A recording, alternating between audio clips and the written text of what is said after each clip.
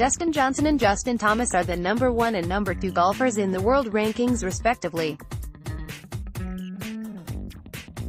Getty Images, AP. The Post's Brett Cyrgalis and George Willis break down the top 10 players to watch in this year's U.S. Open. Tiger Woods. There have been glimmers of hope with Woods' game since he returned this season after 4 back surgeries. And despite regaining his distance, accuracy with the driver has been a problem. His 54.66% of fairways hit ranks him 182nd on the PGA Tour. Woods' putting also has been a sore point, having a .108 strokes gained putting that ranks him 89th.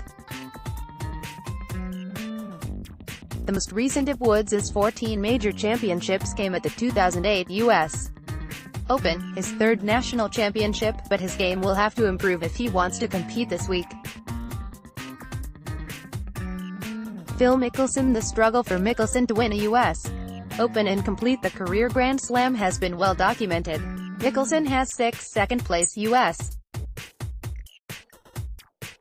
Open finishes, including 2004 here at Shinnecock, and last year skipped the event to attend his daughter's high school graduation. But earlier this year, the fan-favorite lefty got his first tour victory since 2013 and has 6 other top 10 finishes this season. At 47 years old, Mickelson doesn't seem like he's slowing down anytime soon, but the native Californian really wants this one title to round out his career. Rory McIlroy. It seemed as if McIlroy's season was going to get on track with a win at Bay Hill in March, and despite a 5th-place finish at the Masters, he has generally been inconsistent. His putting has improved, .237 strokes gained, good for 55th on tour, but his driving accuracy, 57.54% of fairways hit, belies his distance, 314.7 average, good for 3rd on tour. Still, nobody in the golf world has forgotten the 29-year-old Irishman's 4 career major championships, including his runaway victory at the 2011 U.S. Open at Congressional.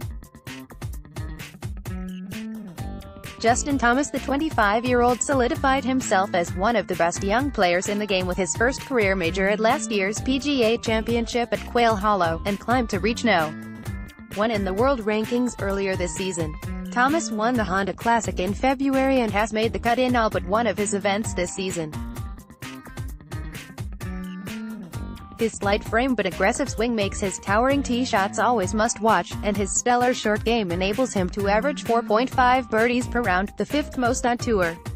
Dustin Johnson. Not only did the long-hitting Johnson regain the No. 1 ranking with a win this past week in Memphis, but he holed out from the fairway on the 72nd hole to do it in style.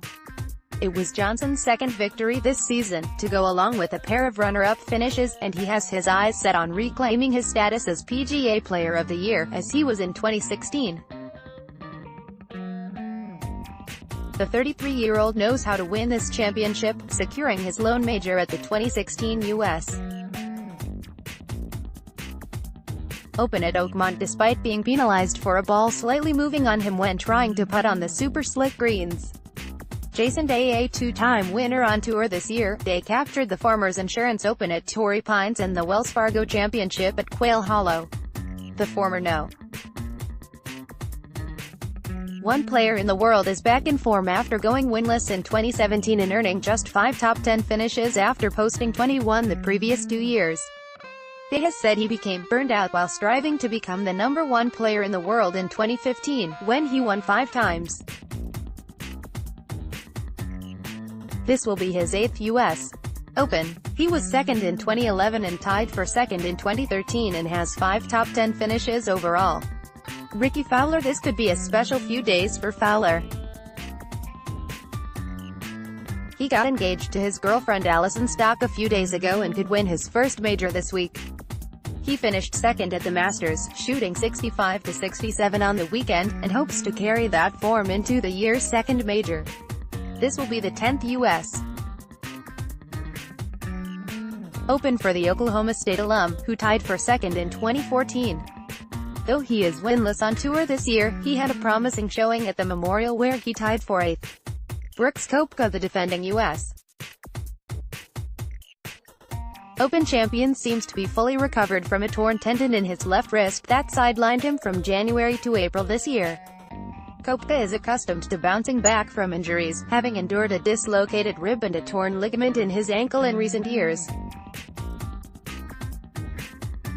Koepka shot 67 on Sunday at Erin Hills last year for a 4-shot win to capture his first major.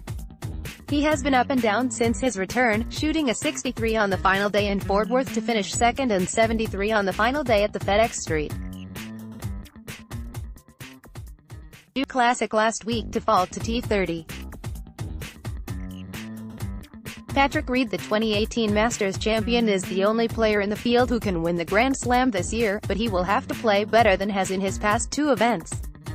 He was never in contention at the Players or the Memorial, where he was T41 and T29, respectively. It looks as if he's still trying to regain some normalcy after his family life and personality were heavily scrutinized after winning the green jacket.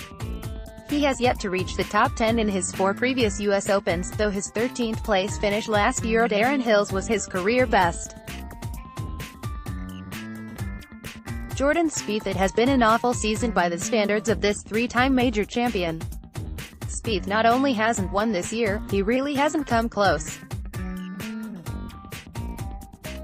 His Sunday charge at the Masters, where he shot 64 to finish tied for third, was a case of too little, too late, and his outings since have been pedestrian. In his past 5 PGA Tour events, the 2015 U.S. Open champion has missed the cut twice and finished no better than T21. Once one of the tour's top putters, he has struggled with the flat stick this year.